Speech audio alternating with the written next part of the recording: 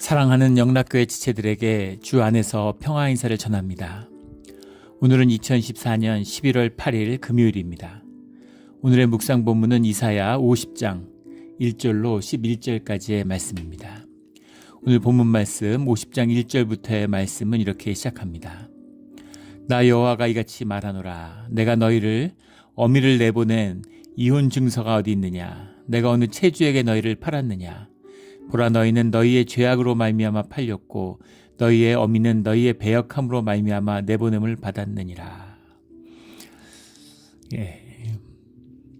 오늘 주님의 말씀이 선포되고 있는데, 죄악으로 말미암아 팔렸고 배역함으로 말미암아, 우리의 모든 사실은 재앙과 우리의 삶의 어려움에 우리의 죄악으로 우리의 배역함으로 말미암은 것이다 라는 말씀이죠.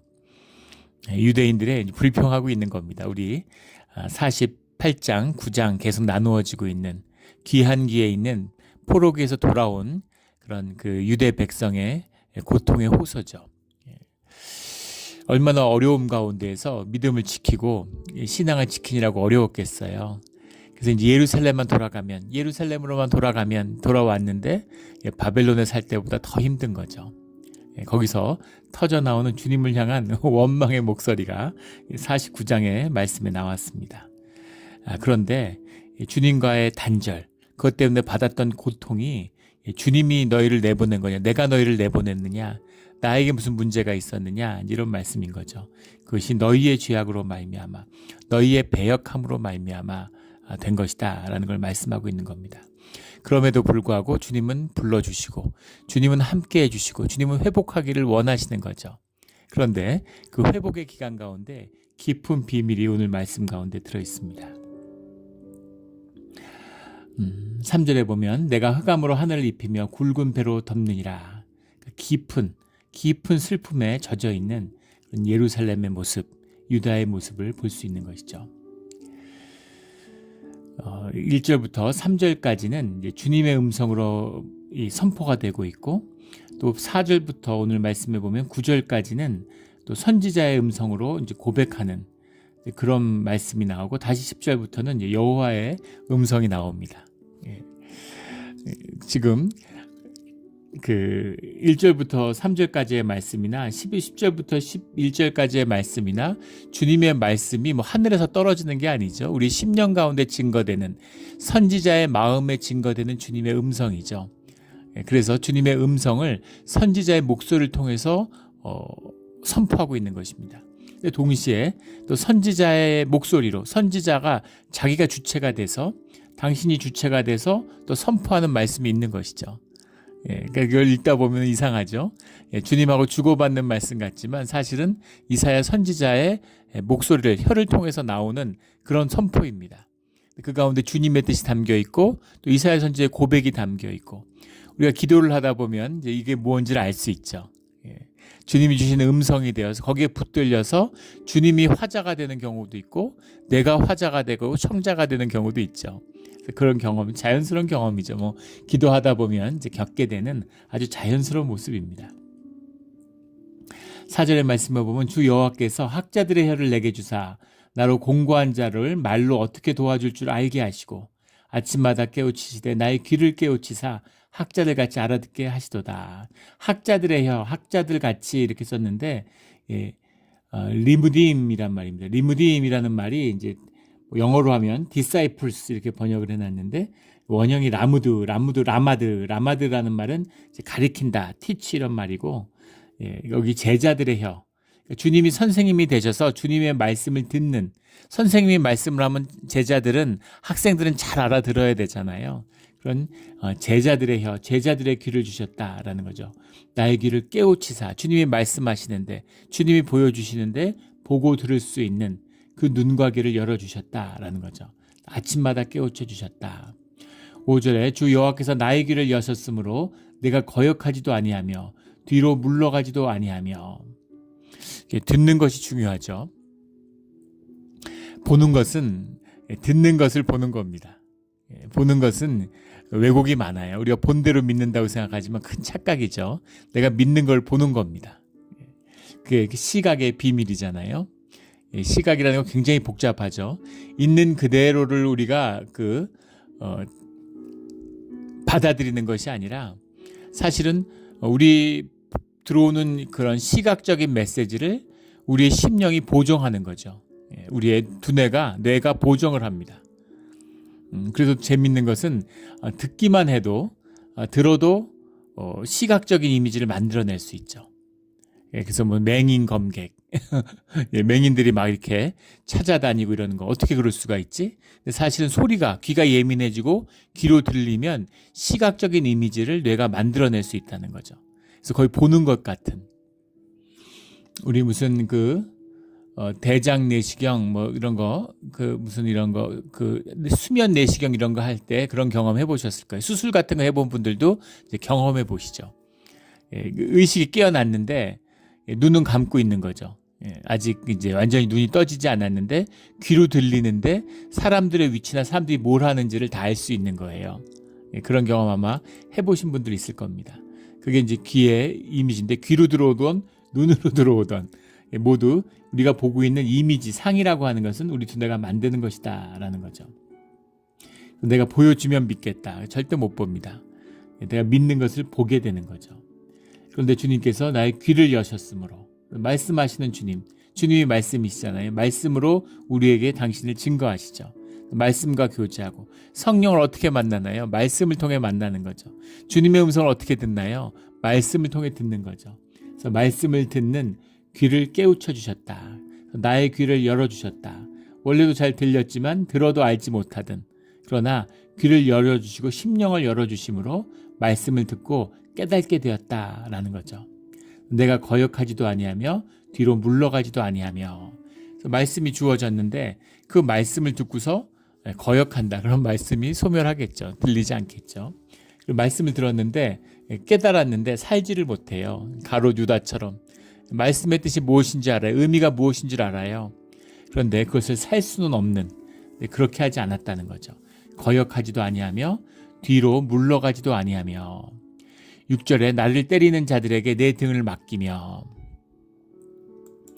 이 50장 6절 말씀이 이제 중요하죠. 나의 수염을 뽑는 자들에게 나의 뺨을 맡기며 모욕과 침뱉음을 당하여도 내 얼굴을 가리지 아니하였느니라. 이 말씀의 의미가 마태복음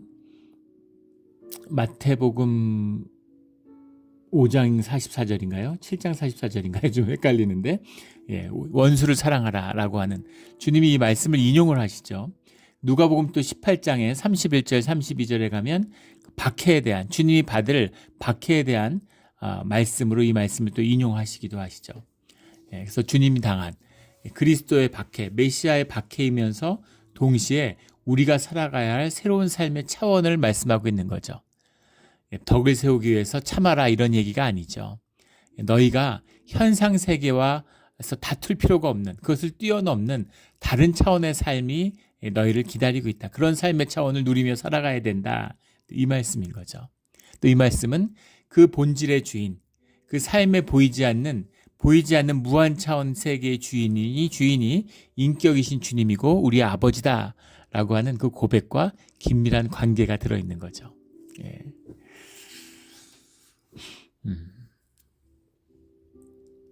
아버지가 동네 경찰서장이에요. 그러면은 동네 무슨 양아치들 깡패들 무서워하겠습니까? 깡패들이 무서워하겠죠. 법이 공정하게 집행되지 않을까봐 걱정하겠어요. 아들이 맞고 들어오면 아들이 그것이 법적으로 집행이 되지 않을까봐 걱정하겠습니까? 오히려 과도하게 집행될까봐 사적인 복수가 되지 않을까 염려해야 되겠죠. 그런 것 같이 주님이 계시니까, 주님이 갚아주시니까, 주님이 주관해 주시니까 억울할 게 없는 거예요. 억울하고 괴로운 건 다 내 자아입니다. 자아가 뭐예요? 관계에서 단절돼 있다는 거잖아요. 관계가 분리돼 있다는 거지 않습니까? 그러니까 내가 고통스럽고 내가 화가 나고 내가 힘들고 내가 모욕을 느끼고 이런 것이죠. 그래서 그걸 갚아야 되는 거잖아요. 그걸 갚지 않고 못 사는 거죠. 그런데 그걸 주님께 맡기는 겁니다. 주님이 갚아주시는 거예요. 내가 갚겠다고 하면 주님은 가만히 계시죠. 내가 하겠다 그러면 주님은 뒤로 물러나세요. 그게 100% 인격의 주님의 비밀입니다.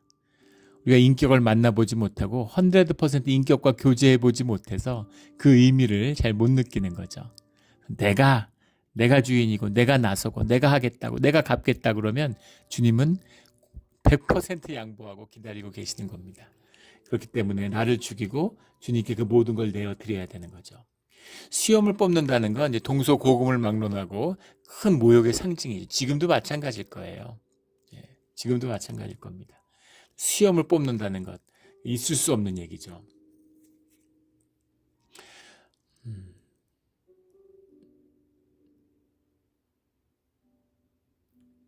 그 몽골 제국의 중앙아시아 정벌, 중앙아시아 왕국에 사신을 보냈는데 원래는 교류를 하고 이렇게 서로 무역을 하자고 보낸 거죠.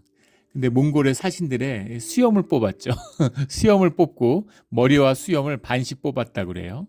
그래서 돌려보내니까 그 죽인 것보다 더 모욕적으로 느끼는 거죠. 그래서 몽골군이 이제 최초의 정벌에 나서는데 영하 50도에 겨울에 중앙아시아의 그 천산산맥을 넘었습니다. 절대로 있을 수 없는 일. 겨울엔 절대로 못 오지. 이렇게 생각했는데 겨울에 산을 넘은 거죠. 그 분노가 어느 정도면 그러겠어요. 그 민족의 존망을 걸고 수염을 뽑은 것에 대한 복수를 하기 위해서 나서는 거죠. 수염을 뽑는다는 건 인격의 모욕이고 수염이라는 것이 그 노인과 존경의 이제 표상이잖아요. 동물들도 마찬가지죠. 영장류 중에 고릴라, 그레이백이라고 그러죠. 그 고릴라 집단의 가장 그 우두머리가 제일 나이 많은 이제 고릴라가 하는 건데 나이가 들면 이제 뒤가 그레이색으로 시꺼먼색인데 등은 하얘지는 거죠. 회색으로. 근데 그게 이제 존경과 힘의 지도자의 상징이라고 그래요. 수염을 예전에도 한국 사람들도 마찬가지 수염을 기르고 하얀 수염이 이렇게 자라는 것이 이제 어떤 권위와 관록의 상징이 되는데 그 수염을 뽑은 자들에게 나의 뺨을 맡기며 오른뺨을 뗀 자에게 왼뺨을 맡기는 거죠. 다른 차원 주님께 내어드리는 겁니다. 모욕과 침뱉음을 당하여도 내 얼굴을 가리지 아니하였느니라. 그런 것이 수치와 모욕이 되지 않는다라는 뜻이 들어있는 거죠. 이게 말이 되는 소린가? 주님을 만난 자만이 이 말씀의 의미를 아는 겁니다. 자아를 에고를 십자가에 못 박은 자만이 이 말씀의 의미를 알아요. 사람들한테 모욕을 당하는데 별로 모욕이 안 되는 겁니다. 뭐 험한 얘기를 듣고 무슨 뭐 음해하는 얘기를 들어도 뭐 아무렇지 않은 거예요. 별 상관없는 겁니다, 사실은. 그게 삶에 중요하지 않기 때문에. 그러니까 사람들은 어떻게 저럴 수 있지? 하지만 사실은 별 상관없는 거죠. 다른 차원을 살고 있는 것입니다. 주님이 그 일들을 풀어주시겠죠. 7절에 주 여호와께서 나를 도우심으로 내가 부끄러워하지 아니하고 내 얼굴을 부싯돌같이 굳게 하였으므로 부싯돌같이 굳게 한다는 건 양가적인 의미가 있죠. 이렇게 뻔뻔해진다. 반응하지 못한다. 패서빌리티가 낮다. 이런 부정적인 의미도 있는데 여기서는 이제 긍정적인 의미, 굳건하고 굳세고 그런 걸로 흔들림이 없는 그런 모습을 보여주고 있는 겁니다. 내가 수치를 당하지 아니할 줄 아노라. 주님에 대한 깊은 신뢰. 사람들이 모욕하지 않는다는 얘기가 아니라 모욕을 해도 모욕을 당하지 않는다는 거죠. 수치를 줘도 수치가 되지 않는다는 겁니다. 주님의 사람, 세상에 살지만 현상을 살지만 본질을 누리는 생명세계를 사는 주의 자녀의 비밀이죠. 이 비밀을 만나고 삶으로 누리는 우리 모두가 되기를 주의 이름으로 축원합니다. 자꾸 뭐 교회 같은 데서 상처받았다 이런 거는 상처받았다는 얘기는 본질은 하나입니다. 아직 내 에고가 정리되지 않았다는 얘기예요. 십자가를 지나가지 못했다는 얘기입니다.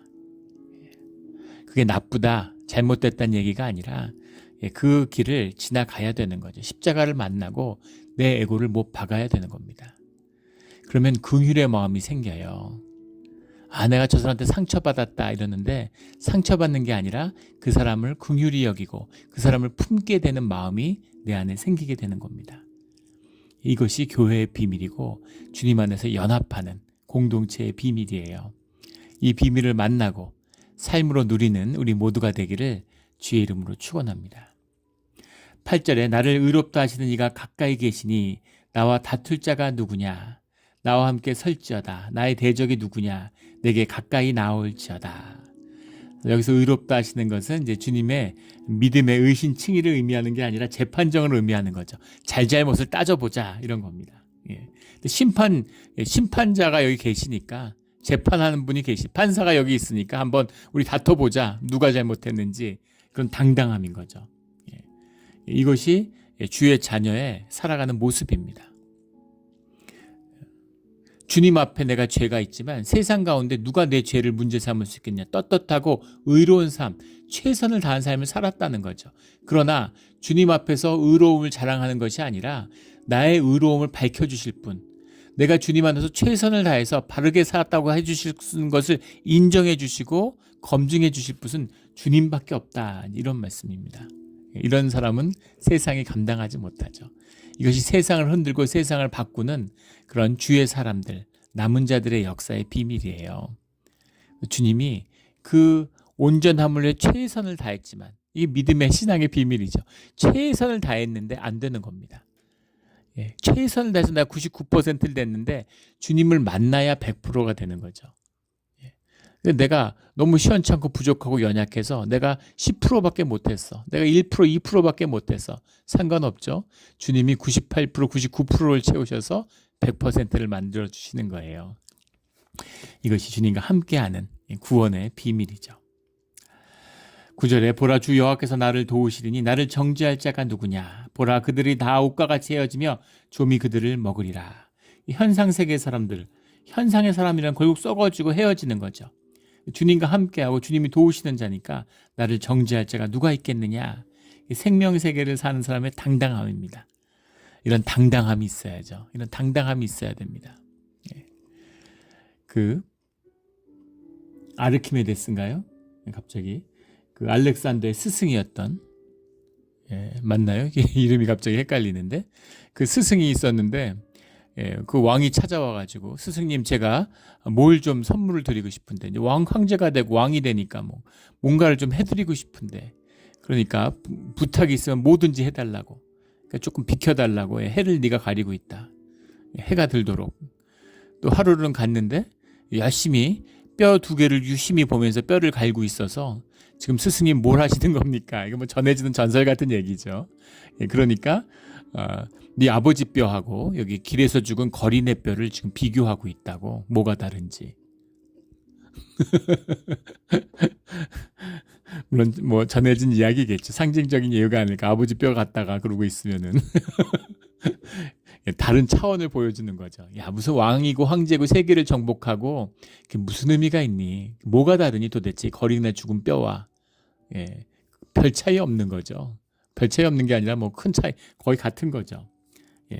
그런 겁니다. 차원의 이야기를 하고 있는 거죠. 주님의 차원을 사는 사람, 세상이 감당하지 못하는 초대교회 모습 한번 상상해 보세요. 도대체 저들은 뭘까? 저들은 뭘까?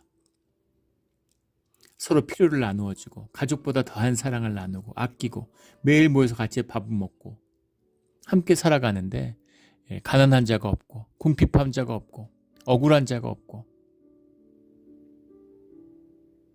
세상에선 신분이 낮고 세상에선 가진 것이 없고, 그런데 풍요함을 누리며 살아가고 기쁨이 있는 거죠. 도대체 모여서 뭘 할까? 하수도 같은 데 숨어서, 다락방에 숨어서 뭘 할까? 첩자를 넣었는데 그 첩자의 결과를 보고한, 황제에게 보고한 보고서가 나오죠. 지금도 기록에 남아있는데, 거기 보면 이들은 진정 로마의 법이 구현하는 그 법의 목표를 실현한 사람들이다. 세상에 그 어떤 자연법 없이도 살 수 있는 사람들이다. 극찬을 하죠. 너무너무 좋은 거예요. 나쁜 짓도 안 해, 범죄도 안 해, 어려운 사람 도와줘. 그 긍휼과 자비가 넘치는 거죠. 그런 모습을 제가 교회 처음 나왔을 때 봤는데, 뉴욕에 있을 때 교회를 다니는데, 야, 교회가 있으면 세상의 모든 문제가 다 해결되겠구나 하는 걸 봤어요. 가난한 자가 없습니다. 다 교회 모여서 함께 떡을 떼며 함께 먹는데, 아픈 분이 있으면 의사가 와가지고 의사인 교인이 전부 다 처방해주고, 약사인 교인이 전부 다 약 갖다 주고, 또 한의사 있는 분이 침도 놔주고, 또 거기 변호사가 있었어요. 그래서 방 하나를 내줬습니다. 그래서 서류 같은 거, 거기 어르신들 이런 분들이 이제 영어를 모르니까 서류 같은 거 오면 다 그냥 들고 와요. 다 모아놨다가 들고 오면 그걸 꺼내서 다 읽어주면서 처리도 해주고 정리도 해줍니다. 그때 그 변호사 하던 청년이 이제 그런 집사님이 농담도 하고 그랬는데, 그 권사님한테 제가 권사님 집도 팔 수 있고 권사님 이름으로 대출도 받을 수 있다고 다 아는 거죠, 정보를. 모든 소리를 다 처리해 주니까. 그런 농담도 하고 그래도 웃고 그랬던 이야기가 나는 기억나는데, 같이 돕고 협력하고 도와가니까 세상에 어떤 변호사가 그런 개인 편지나 서신이나 서류를 처리해 주겠어? 값이 얼마겠습니까? 근데 그런 거를 함께 도와가니까 그 안에 부족함이 없는 겁니다. 세상에 두려움이 없는 것이죠. 그런 복된 삶을 우리에게 주셨는데 서로 단절되고 분열되어서 다투고 경쟁하고 짓밟고 무시하고 모욕하면서 높아지고 귀함을 받겠다고, 뭐가 귀한 것도 모르면서, 그것이 현상을 사는, 세상을 사는 우리의 모습인 것이죠. 보라, 나를 정죄할 자가 누구냐, 보라 보라, 이렇게 선포하는 이 선지자의 이 당당함, 호연지기가 우리의 모습이 되기를 주의 이름으로 축원합니다. 10절에 너희 중에 여호와를 경외하며 그의 종의 목소리를 청종하는 자가 누구냐, 흑암 중에 행하여 빛이 없는 자라도 여호와의 이름을 의뢰하며, 흑암 중에 행하여 빛이 없는 자라도 여호와의 이름을 의뢰하며. 여호와의 이름을 의뢰한다는 게 깊은 비밀이 있는 거죠. 예수 그리스도의 이름으로, 여호와의 이름으로. 이 시대는 페르시아니까, 바벨론의 시대니까, 로마의 시대니까, 로마의 시대에서 황제의 이름이라는 것이 법의 근거입니다. 황제의 이름을 선포하면 그게 법이에요. 황제의 이름을 지키고 황제 이름이 모욕당하면 죽는 거죠. 황제 이름 지키기 위해서 전쟁을 합니다. 황제의 이름이 모든 섭리와 원리의 기초예요. 그런데 여호와의 이름으로, 예수 그리스도의 이름으로 사는 것을 택한 것이죠. 다른 나라의 백성이 된 거예요. 다른 법으로 살아가는 겁니다. 그래서 그 법을 주님의 이름으로, 여호와의 이름으로, 여호와의 법으로 살아간다는 얘기죠. 그걸 살아본 사람은 이것이 진리고 정답이고, 그리고 세상 가운데 숨어있는 실체라는 것을 만나요. 이게 부활신앙입니다. 부활신앙을 만난 사람은 생명을 살아가고 생명을 쫓게 돼 있어요. 복음을 쫓게 돼 있습니다. 이게 실체이기 때문에, 이게 진리이기 때문에 그런 것이죠. 그래서 말이 필요 없는 거예요. 주님을 만나고 구원받는 걸 가장 맡고 있는 것이 교리고 종교고 교회입니다. 온갖 성경 공부로, 성경 지식으로 살아계신 주님의 음성을 맡고 있어요. 교리 공부하고 익숙해지고, 에고를 다루지 못하는데 자기 종교의 의를 쌓아 올려서 못된 짓을 하면서 의로워하는 것은 종교인밖에 없습니다. 부끄러움도 잊어버리고 아픔도 잊어버리고 행복하지도 않고 전부 다 소시오패스, 사이코패스를 만드는 거예요. 이게 종교의 폐악입니다. 주님이 그걸 깨기 위해서 성전과 예루살렘을 깨버리신 거죠. 주님을 의지하고 주님과 함께 살아가라고 줬더니만 그걸로 주님을 담으라니까 그 그릇에 자기 의를 담고 있는 거죠. 그 비극, 그것을 깨고 살아있는 생명세계를 만나라. 그러면 주님을 만날 수 있다. 이 말씀을 주시는 겁니다. 11절에 보라, 불을 피우고 횃불로 둘러 띈 자여, 횃불을 둘러 띈 자여. 이 말씀도 불꽃 가운데로 걸어가며 횃불 가운데로 걸어갈지어다. 불꽃 가운데로 가며 횃불 가운데로 걸어갈지어다. 이것은 광야의 길, 십자가의 길을 말씀하고 있는 거죠. 고통의 길, 아픔의 길로 가라, 이런 말씀입니다. 좁은 길, 작은 길로 가라, 이런 말씀이죠. 너희가 내 손에서 얻을 것이 이것이라, 주님이 이렇게 말씀하십니다.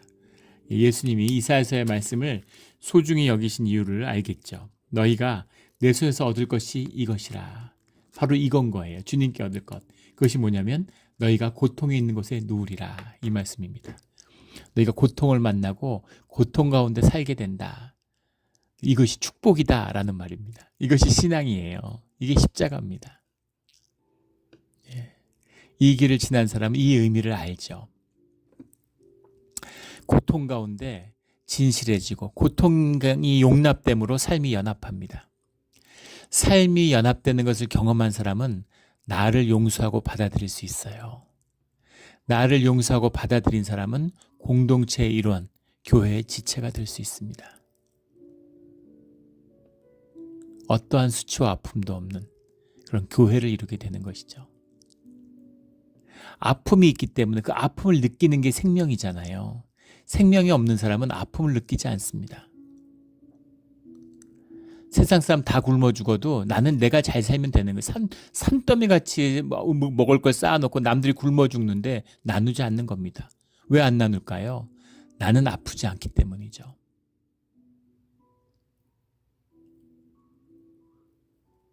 이미 부자고 돈도 필요 없는 정치인들한테는 수천억씩을 기부하는데 굶어 죽는 사람들한테는 기부하지 않아요. 내 목표와 내 필요가 있는 것이죠. 내 이해관계가 있는 거죠. 본질은 무엇입니까? 고통을 느끼지 않는 거예요. 고통을 느끼지 않는데 동시에 기쁨도 느끼지 않아요. 행복도 느끼지 못합니다. 이게 단절된 삶의 본질이죠. 늘 우울한 거예요. 늘 불안한 겁니다. 늘 염려가 있고 늘 근심이 있고 쌓아도 허무하고 쌓아도 불안한 거죠. 내 재산 맡긴 애들이 나를 속이지 않을까, 골탕 먹이지 않을까. 아무리 힘을 가져도 불안한 거죠. 스탈린의 독재, 스탈린이 어떤 독재자입니까? 수천만 명을 죽였잖아요. 위대하신 원수, 스탈린 원수 동지를 누가 감히, 밖에서 보면 그런 것 같은데 본인은 불안에 떨었다는 거죠. 얼마나 두려움에 떨었는지. 그 딸의 고백에도 나오고, 그 후르초프의 자서전에도 나오고, 여러 기록 가운데서도 나오죠. 집에 돌아가는데 숙소를 수십 군데를 만들어 놓고 어디로 갈지 모르는 거죠. 근데 그 숙소에 똑같은 방이 33개 있었다는 거 아니에요? 그 집마다. 왜 33에 집착했는지 모르겠는데, 그 33개 똑같은 방을 집이 얼마나 커야 되겠습니까? 방이 33개 있으려면. 전화기도 똑같이 33개가 있고 집이 똑같았대요. 전화기가 울리면 33군데가 동시에 울리니까 어디서 받는지 모르게 하기 위해서. 집에 가는데 집에 갈 때마다 운전사가 길을 잃어버렸다는 거 아니에요. 하도 길이 복잡해가지고. 스탈린이 부르지 않았는데 스탈린이 머무는 집 안으로 들어오면 무슨 이유와 고하를 막론하고 누구든지 쏴 죽였답니다. 얼마나 두렵고 무서우면. 얼마나 두렵고 무서워. 그런 권력과 힘을 쥐고 있고 말 한마디면 사람 다 죽일 수 있는데도 두려움에 벌벌 떠는 거죠. 그게 심령의 본질입니다. 넘리스, 단절된 삶. 단절됐으니까 사람들을 그렇게 수백만을 죽이고 수천만씩 죽이고 무슨 그걸 감금시키고 이러지 어떻게 그러겠어요.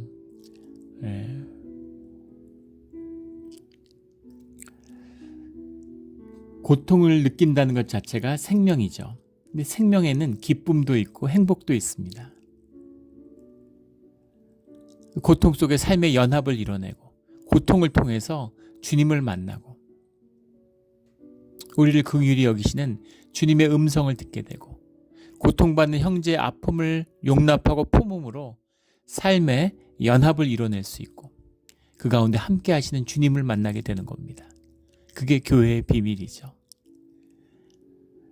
너희가 내 손에서 얻을 것이 이것이라. 너희가 고통이 있는 곳에 놓으리라. 이 말씀에 시큰 좋은 말씀 하실 것처럼 얘기해 놓고서 마지막을 저주로 끝내나? 근데 현상적으로 보면 저주같이 보이지만 이것이 축복이고 이것이 기쁨이고 이것이 행복이고 이것이 영원한 주님이 함께 하시는 주님의 선물이 되는 것이죠. 이 깊은 비밀을 말로 해서 뭐 하겠어요. 아는 분들은 알고 모르는 분들은 죽었다 깨나도 모릅니다. 이 깊은 신앙의 비밀을, 생명의 비밀을 삶으로 누리는 그런 우리의 오늘의 하루의 삶, 우리의 매일매일의 삶이 되기를 예수 그리스도의 이름으로 축원합니다. 아멘. 기도드리겠습니다. 하나님 아버지 감사합니다.